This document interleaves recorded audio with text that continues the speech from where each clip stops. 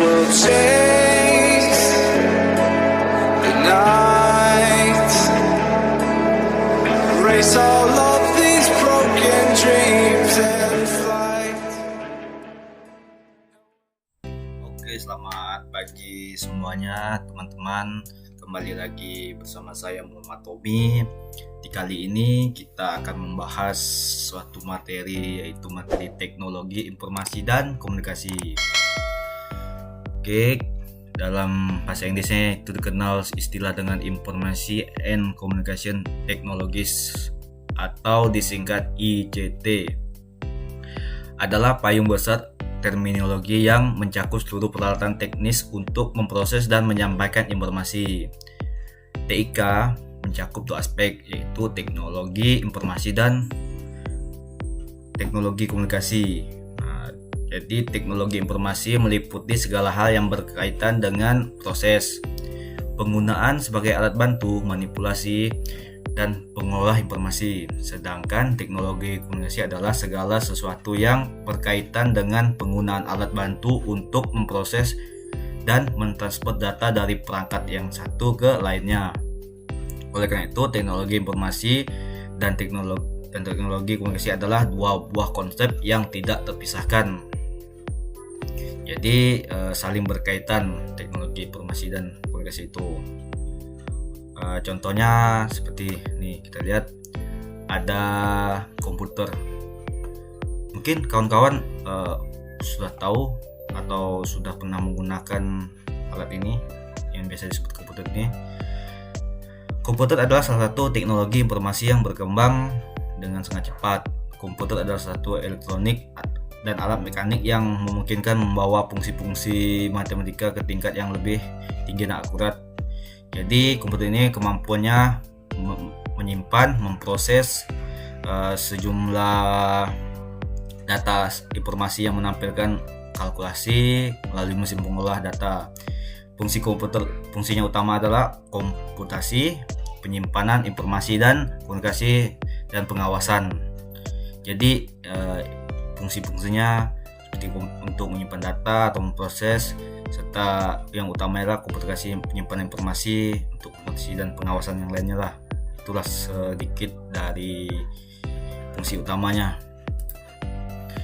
Oke, yang kedua laptop atau PC tablet.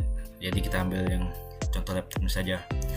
Laptop atau PC tablet itu digunakan oleh mereka yang memiliki kebutuhan untuk bepergian dengan komputer, misalnya tugas luar. Jadi laptop ini digunakan sebagian orang yang memiliki kebutuhan untuk bepergian di luar-luar. Contohnya seperti itu. Nah, laptop lebih mirip sama komputer. Jadi dia ini lebih hampir mirip lah sama komputer pengoperasiannya. Namun tidak seperti komputer desktop atau notebook atau laptop, ditunjukkan untuk portabilitas daya yang rendah sehingga hanya dapat digunakan untuk jangka waktu tertentu. Agar dapat digunakan tanpa sambung listrik, baterai atau laptop yang perlu diisi ulang. Nah, jadi penggunaan laptop ini tidak seperti PC yang digunakan selalu, bisa berjam-jam, bahkan sampai 24 jam sekalipun. Jadi laptop ini ketika kita pergian, kita cas dulu full. Nah, jadi misalnya tahan baterainya itu sampai minimal lah 2 jam. Nah, lewat dari itu mungkin perlu diisi ulang lagi. Itu bedanya laptop sama komputer. Oke, telegraf. Mungkin sudah jarang ya kita lihat jenis telegraf ini, karena telegraf ini digunakan hanya bagi tertentu saja, seperti bidang pelayaran dan militer. Jadi telegraf ini sama gunanya untuk komunikasi, untuk mengirim pesan, tapi dia menggunakan kabel listrik atau radio.